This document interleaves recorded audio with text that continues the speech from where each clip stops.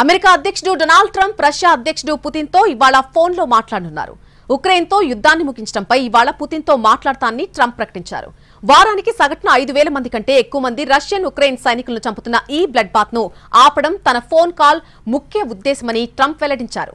వారితో వాణిజ్య సంబంధాలను కొనసాగించేలా తన తదుపరి చర్యలుండొచ్చని చెప్పారు. అయితే ట్రంప్ తన సొంత సోషల్ మీడియా ప్లాట్ఫామ్ ట్రూత్ లో ఒక పోస్ట్ పెట్టారు. పుతిన్ తో నేరుగా మాట్లాడుకునే వరకు శాంతి చర్చల్లో పెద్దగా పురోగతి ఉంటుందని తాను భావించడం లేదని వ్యాఖ్యానించారు ట్రంప్. రష్యా ఉక్రెయిన్ మధ్య సంవత్సరాల తరబడి హోరాహోరీగా యుద్ధం కొనసాగుతోంది.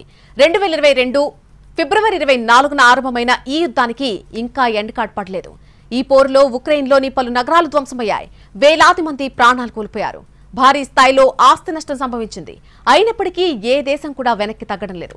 ఇప్పటికే ఉక్రెయిన్ తూర్పు ప్రాంతంలోని పలు నగరాలు నేలమట్టమైపోయాయి. వాటన్నింటినీ రష్యా సైనిక బలగాలు తమ ఆధీనంలోకి తెచ్చుకున్నాయి.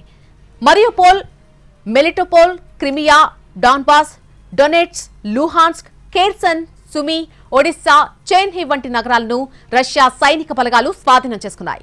పాశ్చాత్య దేశాల నుంచి ఎదురవుతున్న ఒత్తిళ్లు, ఆంక్షలు, పలు రకాల నిషేధాలను కూడా రష్యా ధీటుగా ఎదుర్కొంటోంది. అయితే రష్యా సైన్యానికి అంత తేలిగ్గా తలవంచడం లేదు ఉక్రెయిన్.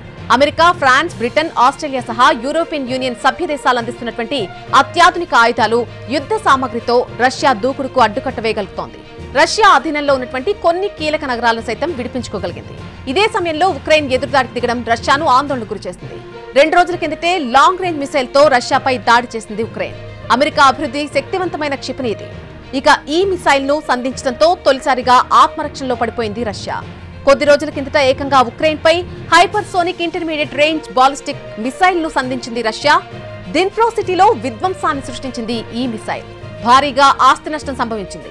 అలాంటి మిసైల్స్ ను ఈ 2 దేశాలు ఎన్నింటినో సంధించుకున్నాయి.